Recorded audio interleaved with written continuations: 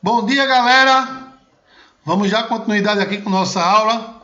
Como eu prometi para vocês anteriormente, nós vamos falar agora sobre a hidrosfera, camada líquida da Terra. E quando eu falo camada líquida da Terra, não é só em si da própria Terra que a gente vai falar, não. Vamos falar também dos seres humanos também, que têm o seu corpo composto basicamente por água. Cerca de 60% do organismo humano é composto por águas. Veja só o pulmão do ser humano é composto de 83% de água. Só o pulmão é composto de 83% de água. O fígado, 79% de água. Olha, é muita coisa, não é? De água que é composta no nosso organismo. Os músculos são compostos 79% de água também, igual o fígado. Porque o fígado também é um músculo, assim como o coração também é um músculo, né? O cérebro, 73% de água. O nosso coração, 73% de água, não é? Os rins, 79% de água. E o nosso sangue tem 79% de água. Então, e é por isso que quando vem a lua cheia, nossos organismos, as pessoas ficam muito agitadas, porque a lua, como eu falei para vocês, tem muita influência sobre as águas que nós temos dispersas no ambiente, inclusive no nosso corpo. Porque existe o magnetismo da lua sobre a Terra, sobre a água que compõe a Terra, na realidade. Não é? Então, nós temos grande quantidade de água sobre a Terra. E é um recurso importantíssimo, né, para a perpetuação do ser humano no ambiente. Lembram que no início das aulas eu disse que nós temos várias esferas: hidrosfera, litosfera, atmosfera e biosfera. Litosfera, camada rochosa; hidrosfera, camada de água; e atmosfera, camada de ar. E a interseção desses três elementos é a biosfera, que é a camada de vida. Não existiria vida na Terra se nós não tivéssemos água. Não existiria vida na Terra se nós não tivéssemos ar da atmosfera. E não existiria vida na Terra se nós não tivéssemos a litosfera, camada rochosa. Por quê? A gente iria viver flutuando. A Terra não teria nem esse nome de Terra, porque não teria terra, não é? Onde é que nós iríamos plantar se nós não teríamos solo? Então, a vida, gente, é a interseção desses três elementos: ar, terra e água. A água, ela é super, hiper, mega importante para nosso organismo, por isso eu vou tomar um gole aqui agora. O ser humano, ele é importantíssimo que ele tome água. A cada 30 quilos que você pesa, é importante que você tome 2 litros de água para cada 30 quilos do seu corpo. Não é?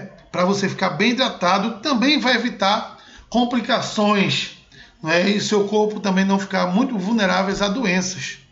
Quem toma muita água também aumenta a sua imunidade e não corre o risco também de acabar adquirindo o próprio coronavírus, né? Que é a doença do momento. Então é importantíssimo que a gente tome água constantemente. Não é? A falta de água acaba ocasionando vários problemas. E o primeiro problema é justamente a desidratação. Vai ocasionar dor de cabeça, vai provocar náuseas, vontade de vomitar. Com posteriormente paralisia dos rins, e aí vai ter dificuldade para urinar, não é?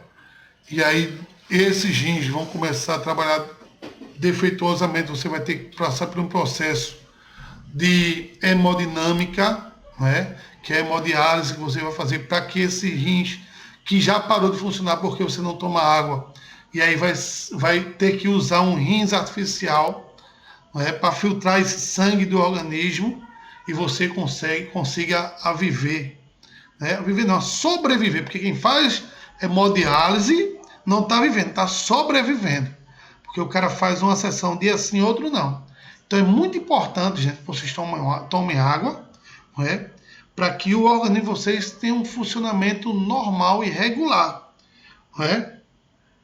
Então vamos começar a falar das águas do planeta através do processo do ciclo hidrológico.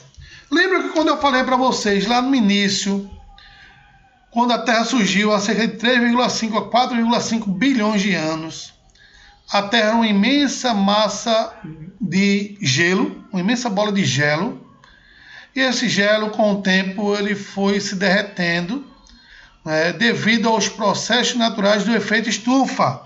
Falei para você que o efeito estufa é um processo natural da Terra. Não é um homem que ocasionou o efeito estufa, não, viu? O homem não provocou o efeito estufa, não. É natural.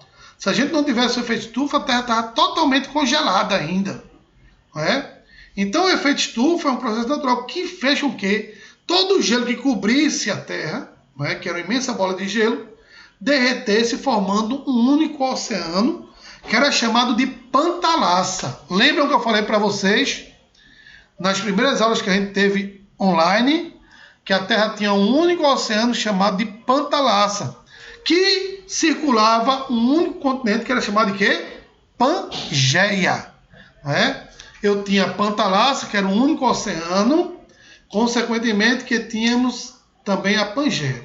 Essa Pangeia, consequentemente, acabou o quê? Se fragmentando, dividiu-se em dois blocos continentais, que era chamado de Laurásia, o continente que estava ao norte, e o Gondwana, que estava no hemisfério sul. Posteriormente, esses dois grandes blocos continentais se afastaram, se fragmentaram, dando origem aos continentes que nós temos hoje, e além dos continentes, deu origem também o quê? Aos oceanos. Os oceanos que nós temos dispersos hoje em nosso planeta. Além dos oceanos, nós tivemos também, devido ao ciclo hidrológico, a evaporação da água dos mares, que se precipitaram em forma de chuva e vapor de água sobre o continente, dando origem com isso aos rios e aos mares. Foi por conta disso que começou a surgir água no nosso interior do continente, devido a esse processo ciclo hidrológico. A água se evapora, formam-se nuvens, as nuvens consequentemente se precipitam, entra no solo, boa parte dessa água infiltra-se no solo e vai compor o lençol freático, outra parte desliza e vai cair dentro dos oceanos ou dos rios, né? Dando esse processo cíclico contínuo, que aí é chamado de ciclo das águas. Nunca esqueça, ou ciclo hidrológico, né? Para você ter ideia, grande parte de nossas águas potáveis não está nos rios, não. Grande parte da água potável do mundo está localizada nos lençóis freáticos. Né? As pessoas falam, não, porque no sertão falta água, não sei o que, ninguém faz nada com isso, porque vamos rezar para chover, porque o sertanejo é um cara de fé, né? É um cara que acredita muito na força divina, e aí muitos deles preferem rezar, né? Pedir a Padre Cícero, lá no sertão do Rio Grande do Norte, né? Outros pedem aos santos que querem, etc. Claro que tem a fé divina, a fé é importantíssimo, todo mundo tem que ter sua fé. Mas no sertão as pessoas rezam muito para que venha chover. Então, inclusive, tem até uma música do Luiz Gonzaga, ó Deus, perdoe esse pobre coitado que de joelho rezou um bocado, pedindo para a chuva cair sem parar. Ó Deus, será que o Senhor se zangou, que só por isso o sol a retirou, fazendo cair toda a chuva que há? Senhor, eu pedi para o sol se esconder um tiquinho, pedi para chover, mas chover de mansinho, para ver se nascia uma planta no chão. Senhor, se eu não rezei direito, o Senhor me perdoe. Eu acho que a culpa foi desse pobre que nem sabe fazer oração. Meu Deus, perdoe eu encher os meus olhos de água e ter lhe pedido cheinho de mágoa pro sol inclemente se a retirar. Desculpe, eu pedi a toda hora para chegar o inverno. Desculpe, eu pedi para acabar com o inferno que sempre queimou o meu Ceará. Então, gente, o sertanejo ele tem muita questão ligada a fé divina, né?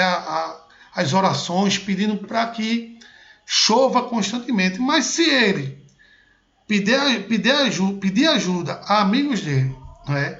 E começar a perfurar a água do solo sertanejo, consequentemente ele vai arrumar água ali. Vai sim. Todo solo tem água. Se não tivesse água, não tinha vegetação. No sertão nós temos vegetação. Ah, mas a vegetação seca. É seca porque não está chovendo no momento. Mas ela está viva ali. Se você cortar o caule, você vai ver que dentro está verde, porque ele vai estar sobrevivendo da água do subsolo. O cacto, o mandacaru, o xique-xique, a coroa de frade, o marmeleiro, toda essa vegetação vive com a ausência da água, porque tem água no subsolo. E se perfurar o subsolo sertanejo, ele vai encontrar água. Uma vez eu lembro que lá em Pacatuba, meu pai tem um sítio lá, que é o sertão do Ceará.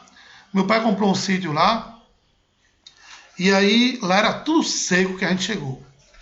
E aí a gente chegou lá e meu pai disse, rapaz, vamos cavar um poço ali, não sei o quê. Começou a chamar o vizinho. E ninguém quis ir. Eu acho que de uns 10 a 15 que a gente chamou, só 3 aceitaram ajudar a gente a quebrar a rocha lá para encontrar porque o solo lá era muito rochoso. E a gente com um picareta lá quebrando.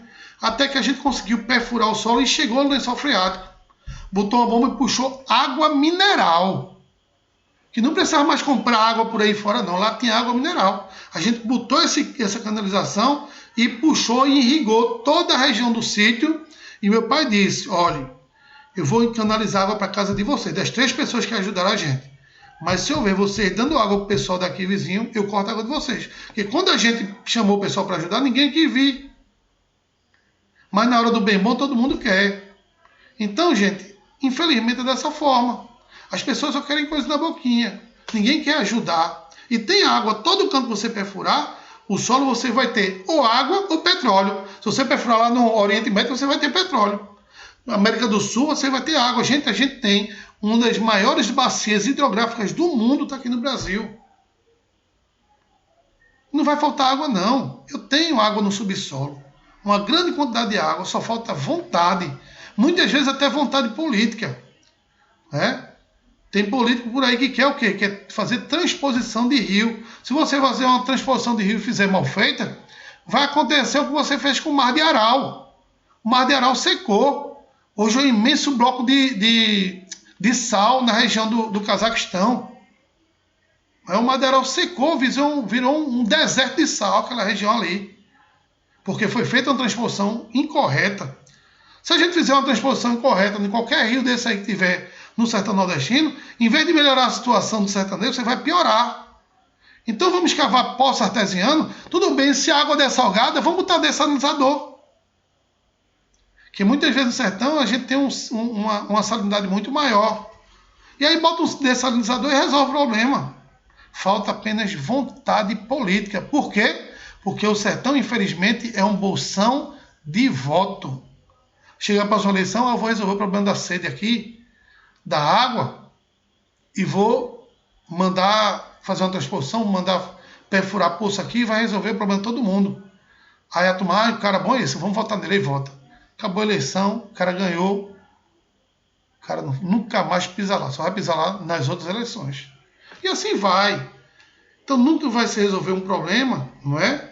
Porque sabe que ali é uma região lucrativa para o político. Infelizmente é assim. Então, gente, já falei da questão do ciclo hidrológico, falar um pouquinho aqui da distribuição da água nos planetas, né?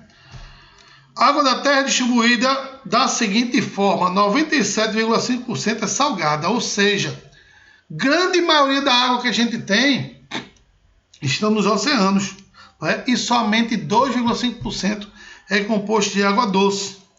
O volume de água doce nem sempre está disponível para o consumo humano. 68,9% está localizado nas geleiras, nas regiões polares, ou seja, uma grande quantidade dessas águas, né, está congelada e é complicado para a gente transportar aquela água ali para nosso consumo, né? 30,79% está no subsolo, que é justamente no lençol freático, aí já é mais fácil, né? Perfurando o solo você vai encontrar. 0,3% nos lagos rios, pântanos e 0,01% na atmosfera sob vapor de água. Ou seja, gente, é muito pouca água potável que nós temos para o consumo humano. E ainda tem gente que desperdiça água, que polui rios, polui lagos, polui até o oceano, que o oceano futuramente vai ser a nossa água de consumo, através do processo de dessalinização. Se a gente começar a utilizar água dessalinizada, consequentemente, a gente vai ter água abundante, como alguns países do Oriente Médio já usam água dessalinizada do oceano. Mas nem porque a gente tem o oceano disponível aí, que a gente vai poder esbanjar água, não. Vamos aproveitar e cuidar das nossas águas enquanto a gente tem ainda.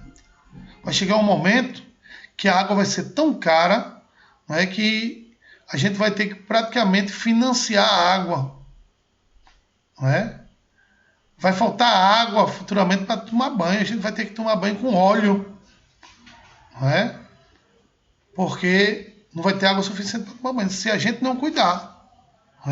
As doenças que vão matar futuramente vão ser doenças provocadas por questão renais.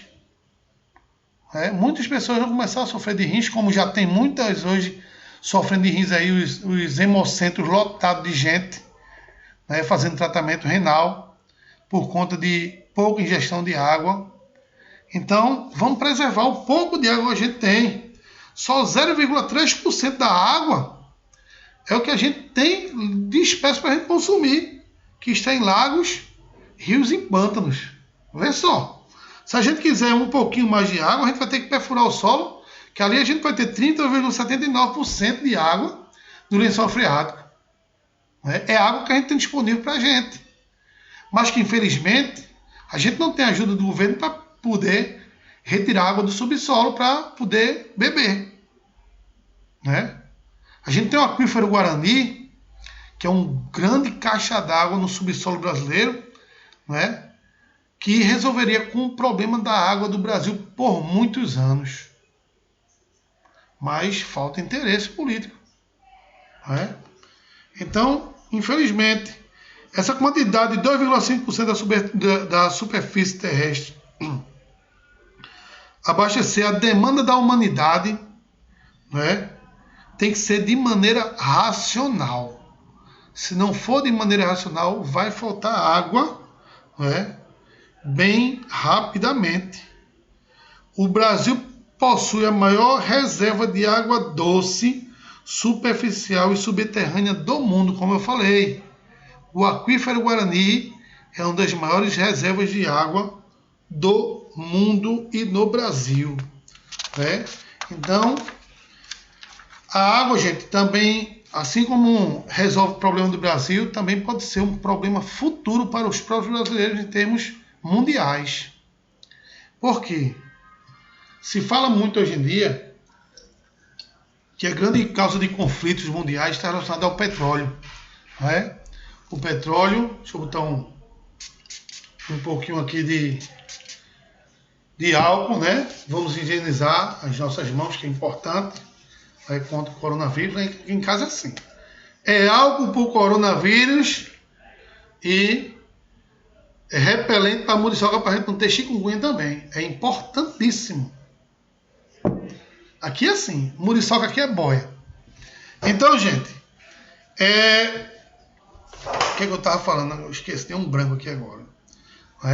Então, a água que a gente tem, ela é de suma importância, Temos que preservar muito nossa água, porque ela pode ser uma causadora de uma grande guerra mundial. Porque a gente fala, não, porque o petróleo, hoje em dia, é o que ocasiona as grandes crises, os grandes conflitos mundiais por conta do petróleo. Daqui a mais ou menos uns 50, 70 anos, mais ou menos, se essa água não for usada de maneira racional, ela vai começar a faltar no mundo inteiro. Como o Brasil tem a maior reserva aquífera do mundo, os olhos das grandes potências mundiais e potências bélicas mundiais, como Estados Unidos, Rússia, China, vão estar virados para o Brasil. Para o quê? Para tomar as nossas águas. Veja só, na década de 80, a gente teve um conflito entre o Kuwait e o Iraque. O Iraque é um dos maiores produtores de petróleo do mundo, o Kuwait também. E esse conflito foi chamado de Guerra do Golfo, em 1988. Eu lembro como se fosse hoje. E os Estados Unidos esperou essa guerra aquecer. Quando aqueceu, viram que o Kuwait estava em desvantagem, chegou lá para o Kuwait e disse, eu ajudo vocês a ganhar essa guerra aí. Só que em contrapartida vocês vão ter que me fornecer petróleo vitaliciamente. Vitalício é para sempre, né? O Kuwait disse, eu aceito, já estou perdido mesmo, fazer o quê, né? Aí os Estados Unidos se aliou, o Kuwait pegou e ganhou a guerra do Golfo contra o Iraque para o Kuwait. Beleza. Passou-se um tempo, o Iraque também é uma grande reserva de petróleo mundial, e aí, após o ataque das Torres Gêmeas, os Estados Unidos começou a dizer que Saddam Hussein seria a maior ameaça para o mundo. Não é? Saddam Hussein era o então presidente iraquiano. E aí, o que aconteceu? No governo de George W. Bush, que era o filho de George Bush, que foi o que fez a primeira guerra do Golfo contra o Iraque. Não é? E essa segunda guerra, a guerra dos Estados Unidos e Iraque, foi o filho dele, George W. Bush. E aí pegou Saddam Hussein, matou Saddam Hussein enforcado e se apossou do território iraquiano. Hoje, o petróleo iraquiano vai para os Estados Unidos. Agora, os Estados Unidos está começando a ter algumas farpas com o Irã, que é o segundo maior produtor, na realidade é a segunda maior reserva petrolífera do mundo, que é o segundo maior é os Estados Unidos, só que os Estados Unidos não têm reserva petrolífera. Os Estados Unidos têm que comprar petróleo de fora para suprir sua necessidade. O maior é a Arábia Saudita. E aí o Irã começou a ter algumas farpas com os Estados Unidos justamente para que eles se revoltem, não é? E aí, consequentemente, os Estados Unidos tomar conta também do petróleo do Irã. Daqui a algum tempo vai ser com a Arábia Saudita. E aí os Estados Unidos vão tomar conta do petróleo do mundo inteiro. Quando o petróleo acabar, que não está longe disso, que o petróleo é um recurso natural não renovável, o que é que vai acontecer? A grande bomba é a água. E quem é que tem a maior reserva de água do mundo? O Brasil. Então nós seremos o próximo alvo, não é, dos norte-americanos ou de outras potências bélicas mundiais. Infelizmente. Não é? Então a gente tem que cuidar de nossas águas e da água do mundo inteiro, para que ela não venha faltar, não é? Para que ela esteja sempre suprindo as necessidades, não é? Que a população mundial merece. Não é? Então, gente, o aquecimento global está proporcionando com isso também o derretimento das grandes geleiras. Não é? Muitos animais também estão desaparecendo, como o próprio urso polar. Não é? Esse derretimento, devido à questão do aquecimento global, ela faz com que o urso polar acabe morrendo afogado. Não é? Consequentemente, alguns outros animais que precisariam de geleiras para descansar também acabam morrendo afogados. Algumas aves migratórias desaparecem dessas regiões, vão para outras regiões e acabam sendo devorados por outros animais por conta da cadeia alimentar. Então, tudo isso está relacionado às questões, né, de impactos ambientais ocasionados pelo homem.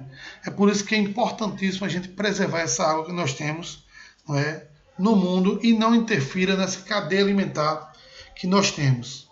E aí, essa evaporação, né, que a gente teve, formando com isso os mares e os rios, né?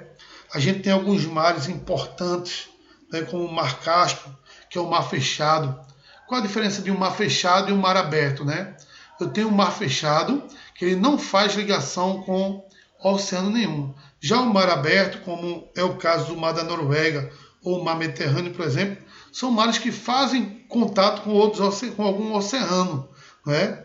Temos também o Mar Morto, né? O Mar de Aral, que ele foi fortemente impactado, né, por conta de uma transposição mal feita, que eu falei para vocês anteriormente, não é? E aí, consequentemente, sofrer esse forte impacto ambiental. Deixa eu falar agora das águas subterrâneas ou lençóis freáticos, que eu já dei algumas pinceladas para vocês e vou continuar falando aqui.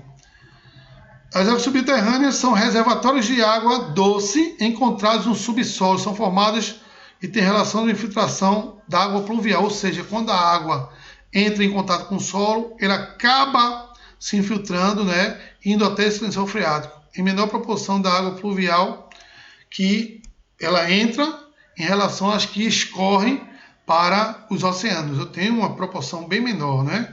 Cerca de 20% da água dos 100% de água que cai no solo, 20% acaba se infiltrando.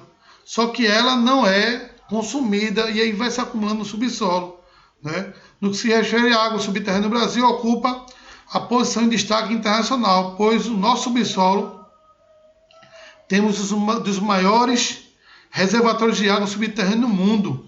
É o aquífero do Alterchão e do aquífero Guarani, né? O aquífero do Alterchão, ele fica localizado no norte do Brasil, ou seja, na região amazônica, abrangendo o estado do Pará, Amapá e Amazonas, ou seja, na região norte.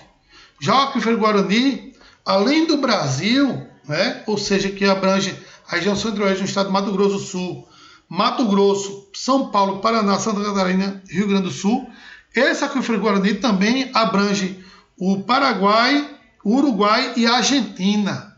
Veja só a área que o aquífero Guarani, não é, está localizado, imensa área, né? Então a gente tem água doce, agora porém subterrânea, né? Que é uma grande quantidade de água, né? Que graças a Deus vai ficar ali abrangendo uma área de cerca de 45 mil quilômetros quadrados, né? O aquífero Guarani e o do Alterchão também ocupa uma área também gigantesca, né? Na realidade, os dois juntos ocupam essa área aí de 45 quilômetros quadrados. E o volume de água chega a ser de 85 mil quilômetros de metros cúbicos de água, não é? Então, é muita água que existe nessa região aí do aquífero Guarani e do Alterchão, que tem uma suma importância e vai ter futuramente também para o Brasil. Deixa eu falar aqui da água doce que está dispersa no mundo inteiro em geleiras, não é? Na realidade, do mundo inteiro não, nas regiões polares. Não é? Boa parte das geleiras, não é, que nós temos distribuídas tanto no Polo Norte como no Polo Sul, elas, na realidade, não é, tem cerca de 68,9%, não é, de água doce. Ou seja, se a gente pega a quantidade de água doce nas geleiras, nós resolveríamos o problema da sede no mundo inteiro por milhares de anos. Mas, infelizmente, não é, essas geleiras que a gente tem hoje estão desaparecendo por conta do aquecimento global. E aí, o que é que acontece? Aumentando com isso o derretimento das geleiras, vai aumentar com isso o volume de água dos oceanos. E sabe qual é o grande problema do aumento das águas oceânicas? Vai ser porque o perfil dos continentes vão começar a ser modificado, porque os oceanos vão aumentar o volume de água e vão começar a entrar no continente. E existem estudos de que daqui a 200 ou 300 anos, com o derretimento das geleiras, toda a área litorânea de todos os continentes do mundo vão ser tomadas pelas águas do oceano. E quem morar no interior, por exemplo, quem morar em Camaragibe, vai passar a morar na beira-mar. Por quê? Porque o oceano vai invadir com tudo em todo o litoral. Né? As pessoas dizem, não, porque o mar está invadindo. O mar não está invadindo. O mar está voltando para o lugar dele de origem. Quem invadiu, na realidade, foi o homem, através de aterros, não é? começaram a ocupar em áreas de mangue, que o mangue é uma área de transição entre o rio e o mar. E acabou sofrendo um forte impacto ambiental, foi um dos biomas que mais sofreu impacto ambiental, porque é um bioma urbano, não é? Que, consequentemente, acabou sofrendo com a ação antrópica. Não é? Então, o mar está retomando o lugar de origem dele. Não é? Existia uma música também de Sai Guarabira, que é: o sertão vai virar mar, o mar vai virar sertão. Porque em um dia, em umas épocas passadas, o sertão já foi mar. Inclusive, quando eu estava na universidade, estudava na universidade, eu fiz um trabalho, eu não estou me lembrado qual foi o interior que eu fui, que inclusive, eu acho que foi aqui em Pernambuco, não estou lembrado qual foi o local, mas eu acho que foi, não, foi na Chapada Diamantina, lembrei agora. Na Chapada Diamantina, quando a gente chegou lá, a gente encontrou áreas onde eu tinha areia de praia, não é? E conchas também da praia, não é? Conchas de marisco. Aqui também, lembrei outro lugar também que eu fui, que também tinha aqui no Vale do Catimbau, em Pernambuco. A não ser que um caminhão levou muita areia de praia para lá e cheio de concha também jogou. Isso são resquícios de que aquela área ali já foi, em uma época muito remota, uma área de mar. Não é? E que o mar acabou recuando, vendo para o local onde nós temos hoje ele. Não é? E aí, com o aquecimento global, o derretimento das geleiras, que é composto basicamente de água doce, está voltando para a sua posição de origem. Muitas geleiras estão derretendo devido ao aquecimento global. O que é um grande problema para as sociedades atuais e futuras também. E aí, gente, vocês também vão responder na casa de vocês a página 196. Vocês têm a semana todinha para responder, viu? 196 também vai ter que responder. 197, não é? 196 e 197. Que é justamente o que eu falei aqui para vocês. Tudo sobre isso aí. Lembre-se que os mares fechados não faz fronteira com nenhum oceano. Já os mares abertos têm alguma ligação com algum oceano. Não é? A diferença de mar aberto e mar fechado é essa. Beleza? Vamos começar a falar agora de rios. Não é? A gente tem rios dispersos no mundo inteiro. Os rios começaram a surgir, eu já falei para vocês, devido ao quê? Devido à evaporação que passou a ter das águas oceânicas, não é? Quando eu tinha ainda a Pantalassa, que era o único oceano que existia, e eu tinha a Pangeia. Essa evaporação formou nuvens que acabou precipitando dentro do continente, dando origem assim aos rios e lagos. Não é? Então, dando origem assim às águas doces dos continentes. Qual a importância dos rios, né?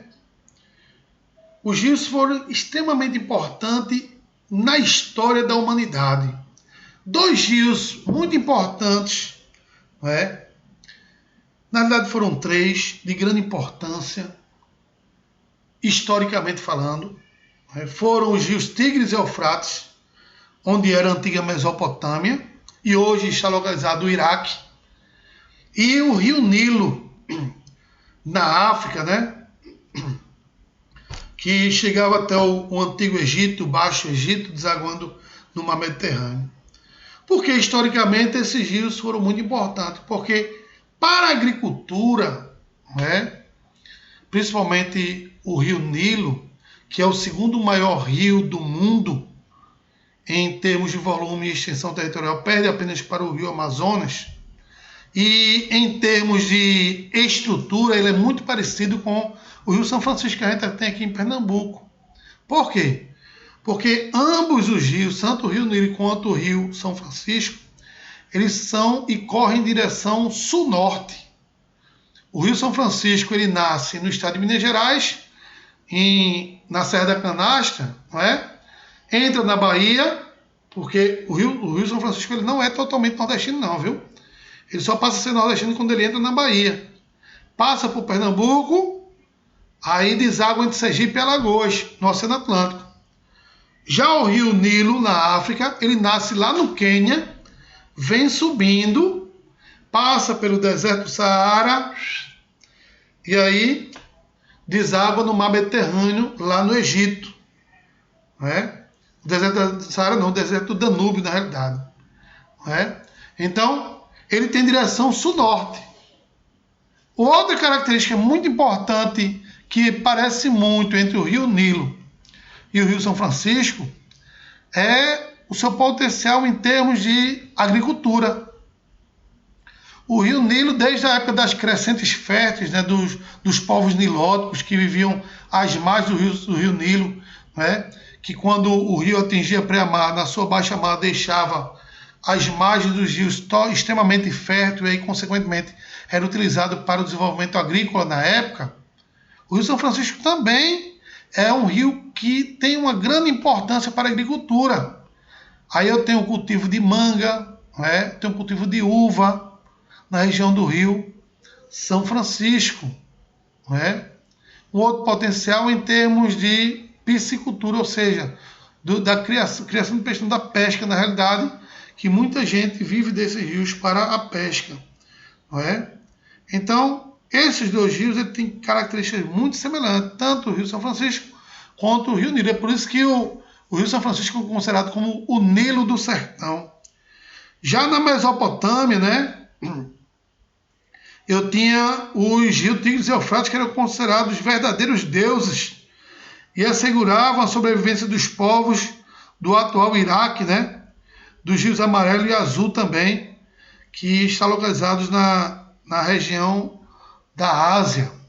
Então, muita gente depende da água, né, dos rios Tigres e Eufrates, né, para sobreviver, porque utiliza essa água como água potável, né, e que são muito importantes, né, para a população que sobrevive desses rios. Então, sem dúvida alguma, esses rios eles têm um potencial imenso, né, e muito bom para a sociedade que vivem às margens deles, chamada população ribeirinha. Né? Vamos falar agora das partes dos rios. Né? O rio, gente, é dividido em dezenas de partes. Né? A gente vai falar de algumas agora. Eu não sei se vai dar tempo da gente concluir todas essas partes dos rios que eu vou falar agora, porque eu já tenho 38 minutos de aula. Né? Falta praticamente 7 minutos para encerrar essa aula. Mas, se não conseguir concluir, eu acredito que não dê, a gente continua na próxima semana, não é? E aí eu marco aqui onde eu parei, e aí na próxima semana a gente continua. Vê só. Qual a diferença de rede hidrográfica e bacia hidrográfica? Quando a gente fala de rede hidrográfica, a gente só está se referindo aos rios de uma determinada região.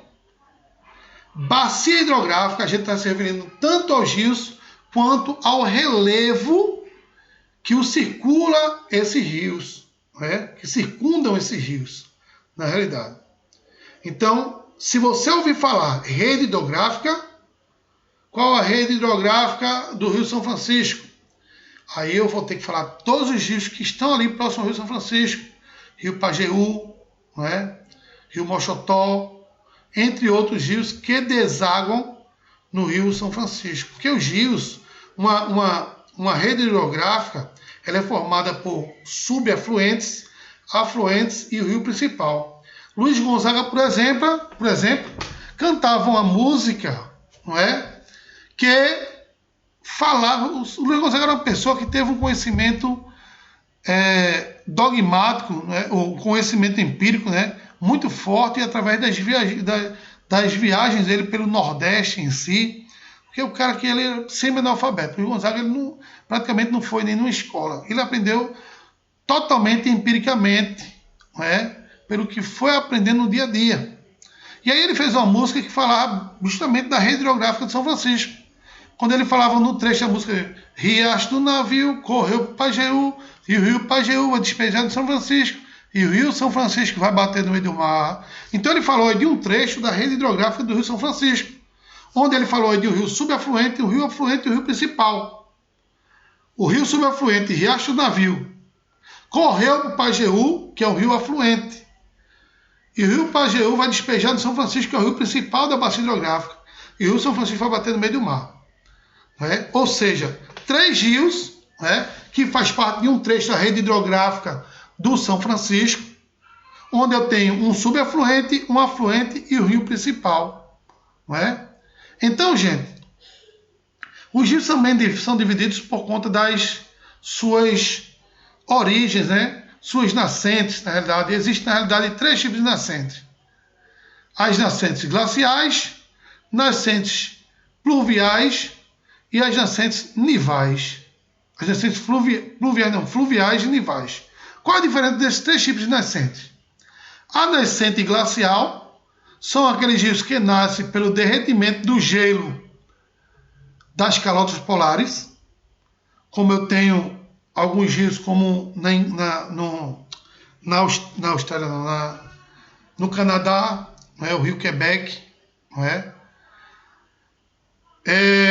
Eu tenho rios com nascentes nivais, são rios que nascem pelo derretimento do gelo no topo das montanhas, como é o caso do rio Amazonas.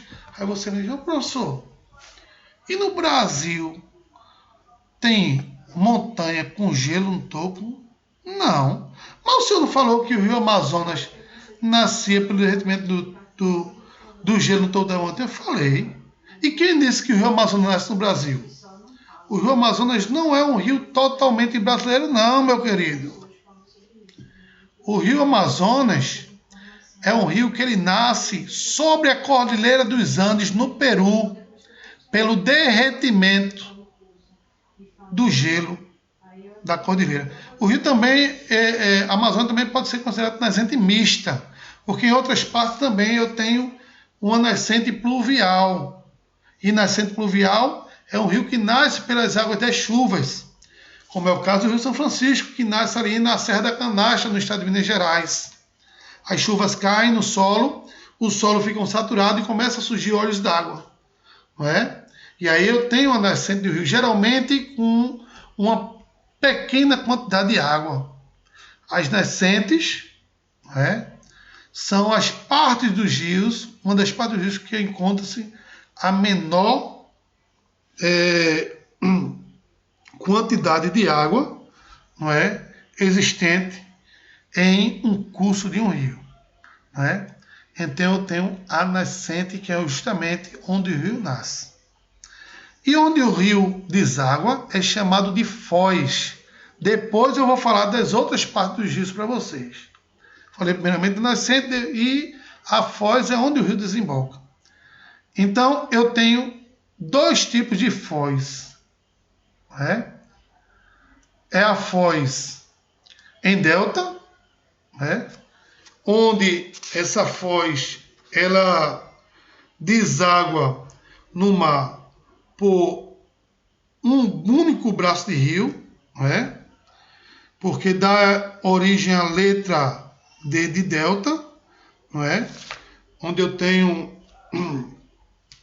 por exemplo, a foz do delta do rio Nilo, eu tenho uma única,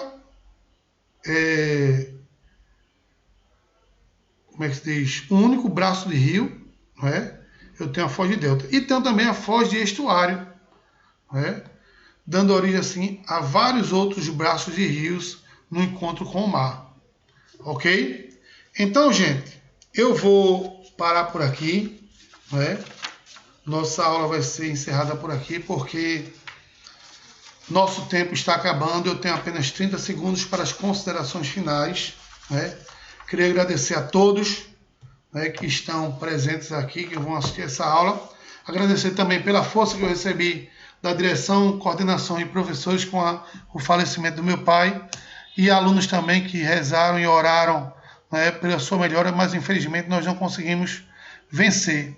Mas a gente perdeu um soldado, não é? E não perdemos a guerra. A guerra continua e vamos sair vitoriosos. Um abraço a todos e tenham uma boa semana.